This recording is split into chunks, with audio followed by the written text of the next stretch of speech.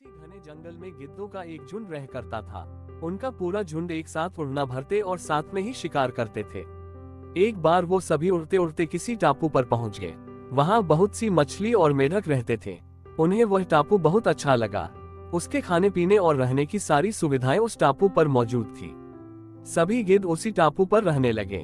अब उन्हें शिकार के लिए कहीं जाना भी नहीं पड़ता था। सभी बिना किसी मेहनत के भरपेट भोजन करते और उस टापू पर असल में जीवन जीने लगे। उसी झुंड में एक बूढ़ा गिद्ध भी रहता था। वह बूढ़ा गिद्ध ये सब देखकर बहुत परेशान रहता था। उसे अपने साथियों की आलस भरी दशा देखकर चिंता होने लगी। वो सभी गिद्धों को कई बार चेतावनी भी देता कि मित्रों, हमें फिर से शिकार के लिए उड़ान भरनी चाहिए, ताकि हम अपना शिकार करने की कला को और भी मजबूत बनाए रख सकें। अगर ऐसे ही आलस करें तो एक दिन हम शिकार करना तक भूल जाएंगे। इसलिए हमें जल्द ही अपने पुराने जंगल में वापस जाना चाहिए। उस बूढ़े गिद्ध की सलाह सुनकर सभी गिद्ध हंसने लगे। वह उसका मजाक बनाने लगे।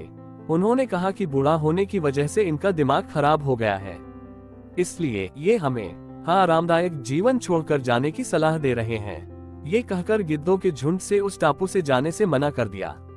इसके बाद वह बूढ़ा गिद्ध अकेले ही वापस जंगल में लौट गया।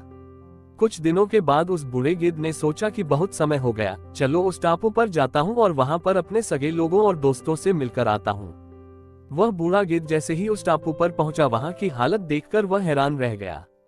वहां का दृश्य बहुत भयावह था। उस टापू पर मौजूद सभी गिद्ध मर गए थे। वहां पर सिर्फ उनकी लाशें ही पड़ी थी। तभी उसे कोने में एक घायल गिद्ध दिखाई दिया। वह उसके पास गया और वहां की हालत के बारे में पूछा। उसने बताया कि कुछ दिन पहले इस टापू पर चीतों का एक झुंड आया था, जिन्होंने उन पर हमला कर दिया और सबको मार दिया। हम लोग बहुत समय से ऊंचा उड़े नहीं थे, तो हम अपनी जान भी नहीं बचा सके। हमारे पंजों में उनसे मुकाबला करने की क्षमता भी कम हो गई थी। उस घायल गिद्ध की बात सुनकर बूढ़े गिद्ध को बहुत दुख हुआ। उसके मरने के बाद बूढ़ा गिद्ध वापस से अपने जंगल में वापस चला गया।